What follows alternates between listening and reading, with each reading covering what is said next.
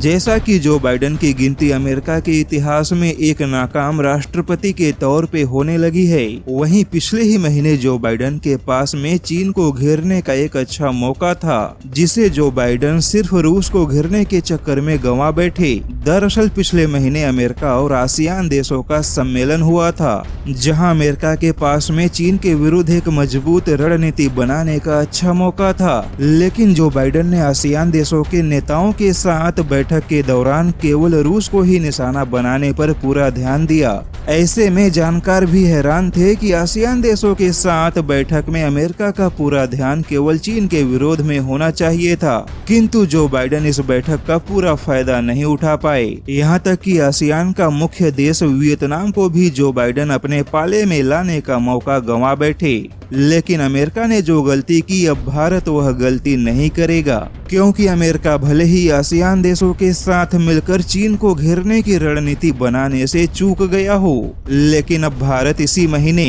उन्हीं आसियान देशों के साथ मिलकर एक मजबूत रणनीति बनाने के लिए तैयार है।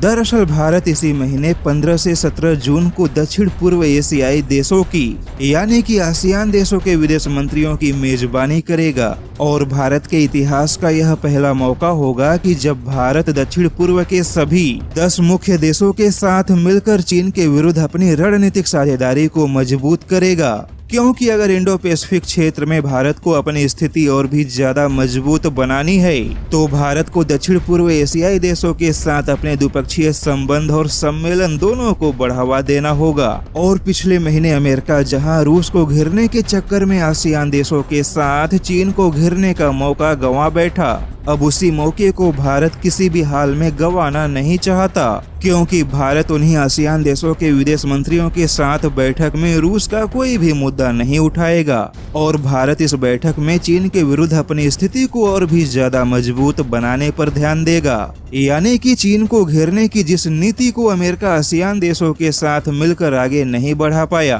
अब उसी चीन को घेरने की नीति को आगे बढ़ाने की जिम्मेदारी भारत काफी अच्छे से पूरा करेगा।